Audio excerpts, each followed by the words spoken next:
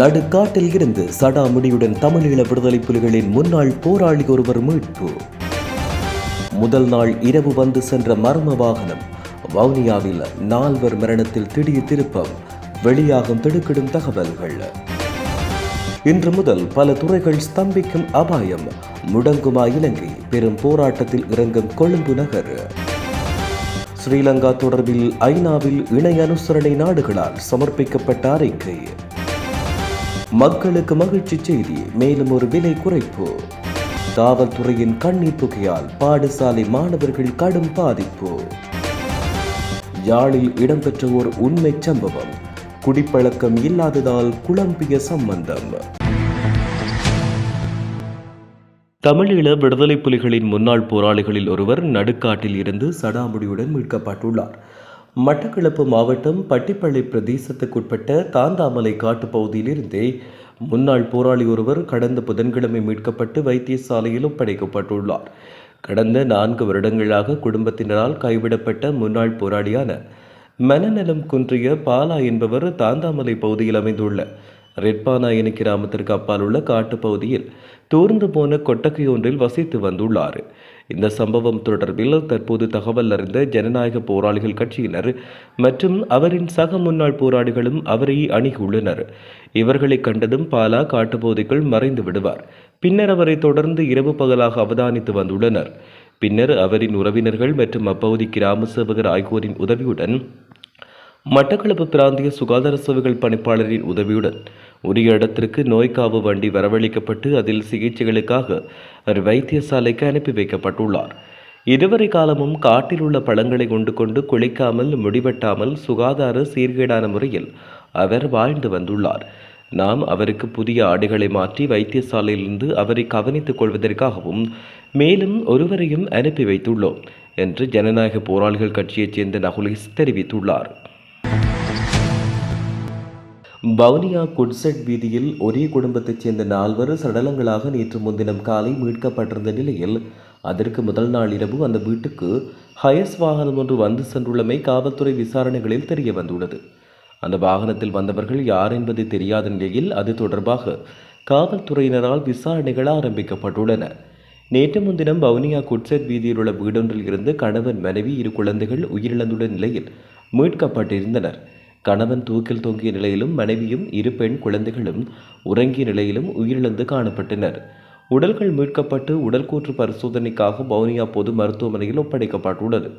நேற்று சுகாதாரத்துறையினரால் பணி புறக்கணிப்பு போராட்டம் முன்னெடுக்கப்பட்டிருந்த நிலையில் உடல்கூற்று பரிசோதனை தாமதமாகியிருந்தது. அதேவேளை காவல்துறை விசாரணையில் குடும்பத்தினர் சடலங்களாக மீட்கப்பட்ட தினத்திற்கு முதல் நாள் இரவு அந்த வீட்டுக்கு கையஸ்ரக வாகனம் ஒன்று வந்து சென்றுள்ளமை கண்டறியப்பட்டுள்ளது. அதே நேரம் முதல் நாள் மாலை மனைவி கடையில் ஐஸ்கிரீம் வாங்க சென்றிருந்த நிலையில் வீட்டில் அந்த ஐஸ்கிரீம் கண்டறியப்படவில்லை. இந்த விடயம் தொடர்பாக காவல்துறையினர் தீவிர விசாரணைகளை ஆரம்பித்துள்ளனர். மனைவி மற்றும் குழந்தைகளின் கழுத்துக்கள் நெரிக்கப்பட்டு அடையாளம் காணப்பட்டிருந்த நிலையில் கொலை என்ற கோணத்தில் விசாரணைகள் ஏற்கனவே தீவிரப்படுத்தப்பட்டுள்ளன. இதேவேளை இரத்த மாதிரிகள், சிறுநீர் மாதிரிகள், இறப்பையில் இருந்த உணவு மாதிரிகள் மேலதிக பரிசோதனைக்காக கொழும்புக்கு அனுப்பப்பட்டுள்ளதாகவும் முதற்கட்ட பரிசோதனைகளின் அடிப்படையில் மனைவி, குழந்தைகள் உடல்களில் நஞ்சு மாதிரிகள் எவையும் கண்டறியப்படவில்லை என்றும் அறிய முடிகிறது. குழந்தைகள் கொலை செய்யப்பட்டுள்ளது என்றும் மனைவி கொலை செய்யப்பட்டிருக்கலாம் என்றும் மருத்துவர்கள் கூறுகின்றனர். இலங்கை முழுவதும் இன்று முதல் தொழிற்சங்க நடவடிக்கையை முன்னெடுக்க தொழில் வல்லுநர்களின் ஒன்றியம் தீர்மானித்துள்ளது. எதிர்வரும் 15ஆம் தேதி வரை இந்த தொடர் தொழிற்சங்க நடவடிக்கை முன்னெடுக்கப்படும் என அறிவிக்கப்பட்டுள்ளது. பல்கலைக்கழக விரிவுரையாளர்கள், அரசு வைத்திய அதிகாரிகள் சங்கம் மற்றும் சுகாதாரத்துறை உள்ளிட்ட 40 தொழிற்சங்கங்களை சேர்ந்தவர்களின் ஒன்றிணைந்த சந்திப்பில் இந்த தீர்மானம் எடுக்கப்பட்டுள்ளது. இதனால் இன்று முதல் பல துறைகளின் சேவைகள் ஸ்தம்பிக்கும் அபாயம் உள்ளதாக தெரிவிக்கப்பட்டுள்ளது. இலங்கையில் சட்டத்தின் ஆட்சியினை நிலைநிறுத்த வேண்டியது முக்கியமானது என ஐக்கிய நாடுகள் சபையில் இலங்கையின் இணை அனுசரணை நாடுகள் வலியுறுத்தியுள்ளன. அத்துடன் ஸ்ரீலங்காவின் பயங்கரவாத தடை சட்டத்திற்கு பதிலாக சர்வதேச கட்டமைப்புடன் இணைக்கும் வகையில் சட்டத்தை கொண்டு வருவதன் முக்கியத்துவத்தையும் குறித்த நாடுகள் சுட்டிக்காட்டியுள்ளன. கனடா, மலாவி, மொண்டினிகுரோ, வடக்கு மெசடோனியா, பிரித்தானியா மற்றும் அமெரிக்காவை உள்ளடக்கிய இலங்கை இணை அனுசரணை நாடுகள் குழு ஐக்கிய நாடுகள் சபையில் இலங்கை குறித்த தமது நிலைப்பாட்டை அறிக்கையிட்டுள்ளன. உணவகங்களில் சிற்றுண்டிகளின் விலை குறைக்கப்படும் என அகில இலங்கை உணவக உரிமையாளர்கள் சங்கம் தெரிவித்துள்ளது. இது தொடர்பான விலைகள் இன்று அறிவிக்கப்படும் என அதன் தலைவர் அசேல சம்பத் குறிப்பிட்டுள்ளார். எரிவெள்ளி நேற்று முதல் கோதுமை மாவின் விலையினை 15 ரூபாவாலும் குறைப்பதற்கு பிரீமா நிறுவனம் தீர்மானித்துள்ளது. நேற்று நள்ளிரவு முதல் அமலுக்கு வரும் வகையில் 450 கிராம் பானொன்றின் விலை 10 ரூபாவால் குறைக்கப்பட்டுள்ளதாக அகில இலங்கை பேக்கரி உரிமையாளர்கள் சங்கம் தெரிவித்துள்ளது. கொழும்பில் நேற்று இடம்பெற்ற போராட்டத்தை கலைப்பதற்கு காவல்துறையினர் மேற்கொண்ட கண்ணீர் புகையை சுவாசித்ததில் பல பாடசாலை மாணவர்கள் பாதிக்கப்பட்டுள்ளனர். பல்கலைக்கழகங்களுக்கு இடையிலான மாணவர் சம்மேளனத்தால் நேற்று தினம் நடத்திய போராட்டத்தை கலைப்பதற்கு பல்கலைக்கழக வளாகத்திற்குள் காவல்துறையினர் கண்ணீர் புகை குண்டுகளை வீசியதை கண்டித்து கொழும்பு பல்கலைக்கழக மாணவர் ஒன்றியம் எதிர்ப்பு பேரணியில் ஈடுபட்டது. போராட்டக்காரர்கள் பாடசாலைகளால் சூழப்பட்டு கேம்பிரிட்ஜ் பிளேஸுக்குள் நுழைந்ததை தொடர்ந்து அவர்களை கலைப்பதற்கு காவல்துறையினர் கண்ணீர் புகை மற்றும் தண்ணீர் பீரங்கிகளை வீசினர். இருப்பினும் கொழும்பு கேம்பிரிட்ஜ் பிளேஸுக்கு அருகில் காவல்துறையினரின் கண்ணீர் புகை தாக்குதலுக்கு பல இளம் பாடசாலை மாணவர்கள் பாதிக்கப்பட்டுள்ளனர். யாழ்ப்பாணத்தில் குடிப்பழக்கம் இல்லாததால் சம்பந்தம் ஒன்று குழம்பியுள்ளதாக கூறப்படுகிறது. இந்த சம்பவம் யாழ்ப்பாண சாவகச்சேரி பகுதியில் இடம்பெற்றுள்ளது.